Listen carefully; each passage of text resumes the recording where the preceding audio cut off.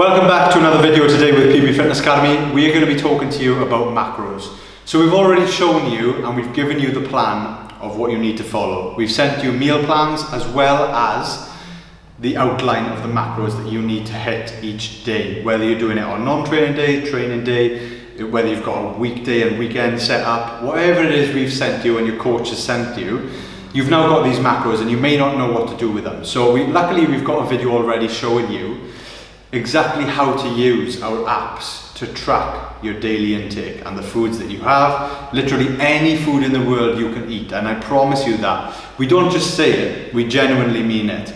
So the more experience you get with tracking food throughout the day, the better you get at it and the better you get at getting close to your targets by the end of the day. It's a difficult process in terms of, you know, that you have to hit, let's say for example, 150 grams of protein, 200 grams of carbs and maybe 70 grams of fat, right? In that case, you're gonna need to know roughly, if you're eating like maybe 3 or 4 times a day, you know, how much you need to be having in each meal to make sure you're kind of edging closer to those targets and you're not gonna be way off.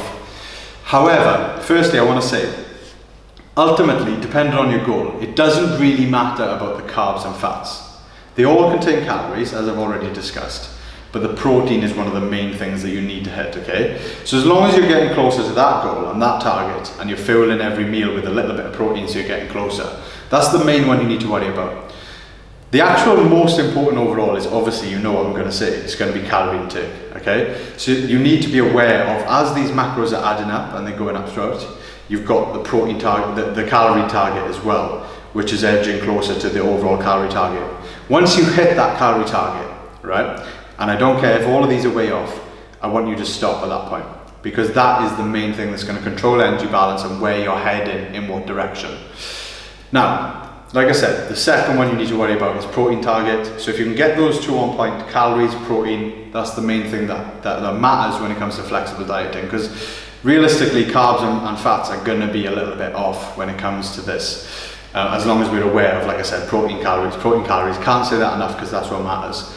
Now, when we want to be a little bit more specific, what I would suggest is using the meal plans we've sent you, because we've already designed a meal plan that will literally hit your targets to the T, to the gram, where you're literally covering the protein, carbs, fats. So use that as a baseline, so you know throughout the day, if I do this certain meal, then I'm going to get close to these targets and literally hit them bang on. Then the flexibility comes in place. You can use that as a baseline, and then you can think, right, these last 2 meals, I want to have something a little bit different. So I'll follow the meal plan for the first part maybe, and then the second part I'll start to put things in the app to see what is coming out at these particular quantities, play about with the quantities to see what number is bringing out. And once you find out you've played with the numbers enough of the certain foods, so let's say for example, just a rough example, you're having spaghetti, you want to make something with mince, so you've got a little bit of mince in there, you've got some pasta in there, you've got some sauce, bolognese sauce, you've got some maybe onions or something like that. You want to play about with those numbers first before you eat it, right? The best thing you can do is obviously track before you eat. Then you can change the quantities because you haven't consumed it yet, and you can find the right amounts of each one to get close to your targets and put you in a good place. Then you can actually go ahead, make that meal and consume the food. Again, you're probably thinking, whoa, this is so much, it's going to take so much time.